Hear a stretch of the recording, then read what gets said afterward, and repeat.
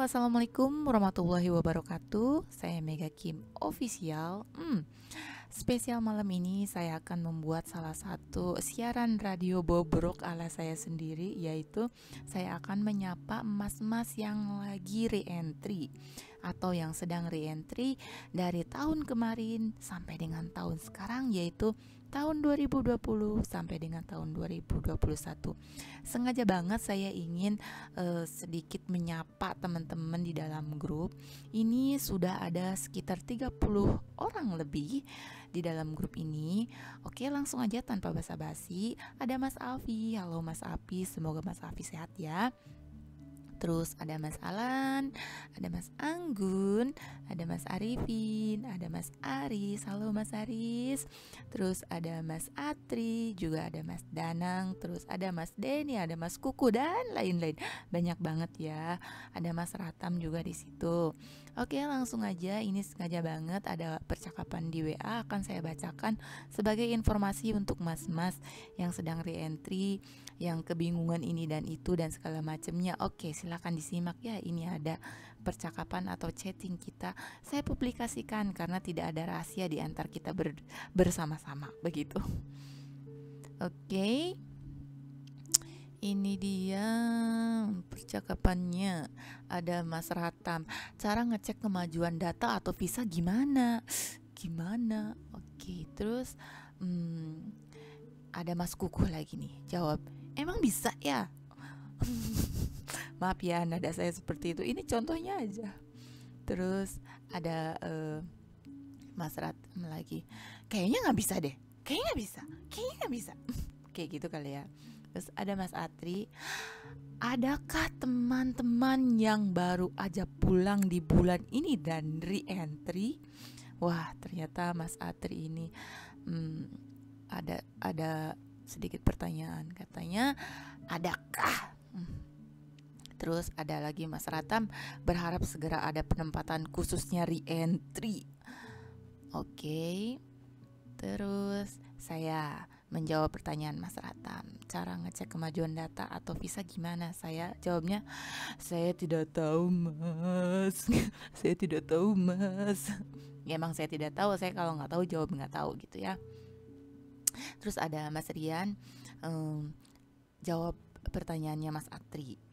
Hadir baru 10 hari di rumah dan re-entry. Baru 10 hari. Oh, Mas Atri ini masih hangat-hangatnya. Baru 10 hari di rumah, begitu ya. Terus ada lagi Mas Budi. Cara ngecek re-entry kita masih berlaku enggaknya bagaimana ya?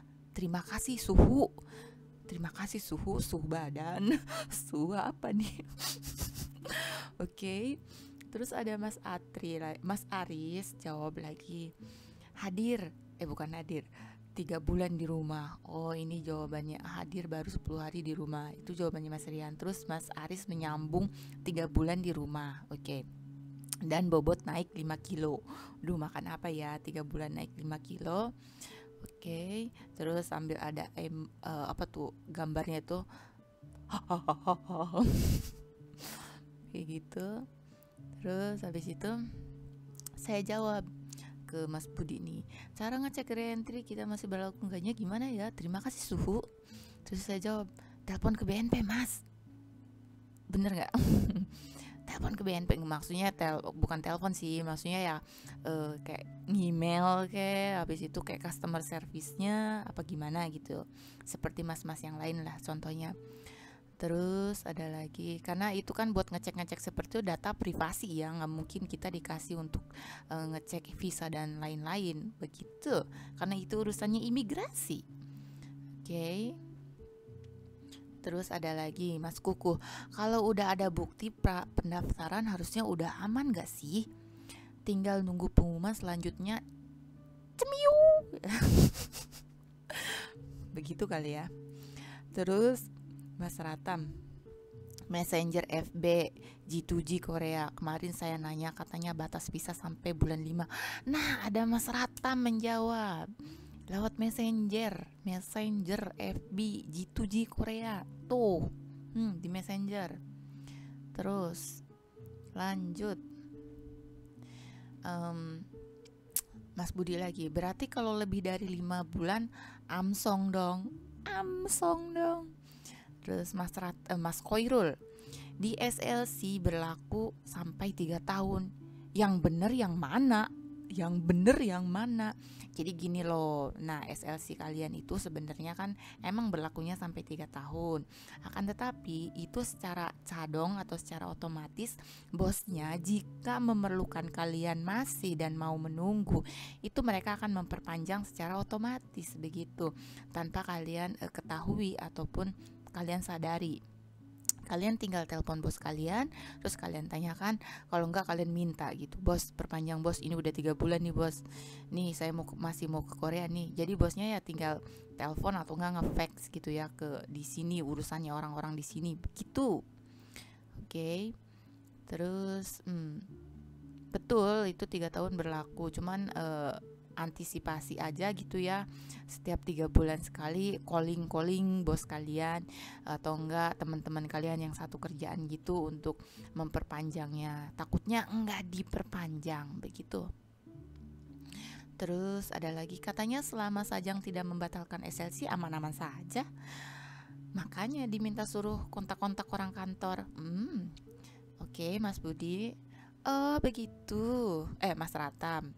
Dari Mas Ratam gitu jawabannya ke Mas Budi. Oh begitu. Terus ini Mas Ratam, dia nge-share kalau dia tuh udah messengeran sama pihak BP2MI. Jawabannya seperti, haruskah diperpanjang lagi atau tak masalah bila Sajang tidak membatalkan sampai bulan 5 nanti? Jadi emasnya ini sebentar. Sampai saat ini penempatan PMB Rente maupun reguler masih ditunda ya. Mohon maaf masa berlaku sampai dengan akan kami tunjuk perpanjangan secara otomatis selama saja yang tidak membatalkan sesi. Oke. Di situ udah jelas ya. Terus sudah berapa bulan di rumah, Mas Ratam? Terus 5 bulan Mas Budi sudah 5 bulan. Mas Ratam balik bulan 10. Aduh, error nih kepala.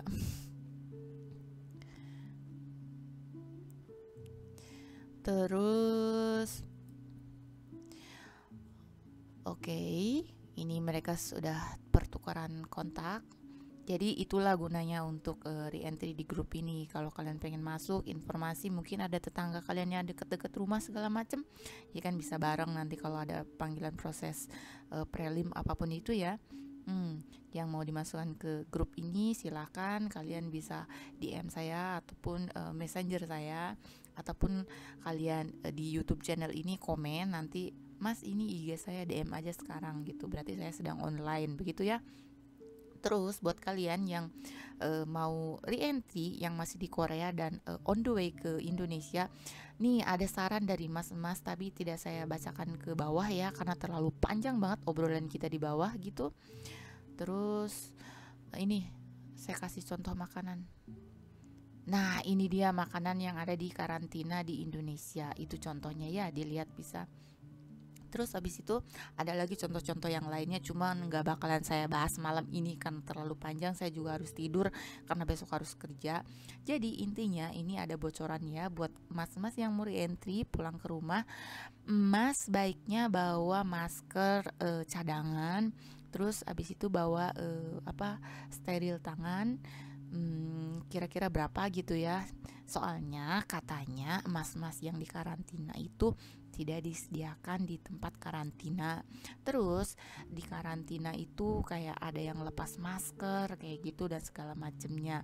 Jadi kenapa saya harus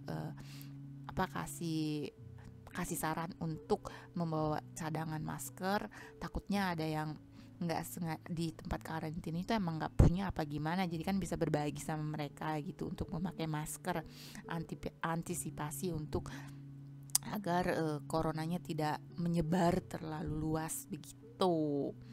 Nah itu dia contoh makanannya. Oke, buat kalian mas-mas yang mau re-entry, yang mau lapor diri segala macem, ada kesulitan segala macem, kalian DM saya, nanti saya masukkan di grup ini, bakalan ditolong sama mas-mas yang sudah lapor diri. Nah kenapa saya bikin wadah seperti ini karena saya tidak mau yang namanya re-entry masih kena tipu, masih harus keluarin uang banyak segala macem. Jadi di grup ini kita rundingan, si ini begini dan begitu. Oke. Jadi sesama TKI Korea, sesama PMI harus saling tolong menolong, maka saya membuatkan atau membentuk wadah seperti ini sekaligus tempat ya sharing-sharing, curhat-curhat apalah yang berhubungannya dengan re-entry. Oke, cukup sekian radio bobrok malam ini dari saya. Semoga bermanfaat buat mas-mas yang mau re-entry dan menjadi penghibur kalian biar kalian nggak terlalu galau gitu karena menunggu kapan diproses. Saya kasih info juga, minggu ini ada meeting di Zoom-nya KBRI. Nanti saya sudah komen bakalan ikut untuk pertanyaan-pertanyaan kalian saya remukan, saya kumpulkan, lalu saya ungkapkan di meeting itu jika saya ada waktu. Oke, karena terkadang hari Minggu itu ada aja halangan begitu ya. Oke, cukup sekian radio bobrok malam ini dari saya, semoga bermanfaat. Nah, buat kalian yang gak ngerti re-entry dan segala macamnya, ini spesial untuk yang bekerja aja. Buat yang K-pop lewat dulu aja, gak usah dilihat aja. Ya, kalau yang kangen pengen lihat saya ya gak apa-apa, dengerin aja. Kalau yang sengaja pengen dengerin suaranya Kak Mega deh gitu, ya sengaja aja malam ini pengen ala-ala siaran radio waktu saya masih zamannya sekolah. Karena waktu sekolah saya pernah ya radio-radio kecil kayak gitu, siaran-siaran sedikit gitu. Jadi bicara sendiri jawab sendiri mah saya udah dari zamannya saya sekolah begitu ya. Oke, terima kasih banyak. Cukup sekian cukup dari saya. Semoga informasi ini bermanfaat buat yang mau re-entry, ada planning ataupun rencana untuk re-entry, bisa subscribe saya, follow saya, DM saja. Kenapa? Karena saya punya teman banyak yang sedang re-entry. Cukup sekian, semoga galau kalian terobati oleh radio bobroknya saya ini. Oke. Bye. Assalamualaikum warahmatullahi wabarakatuh.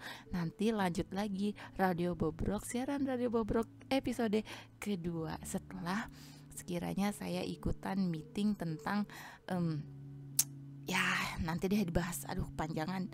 Oke, selamat tidur.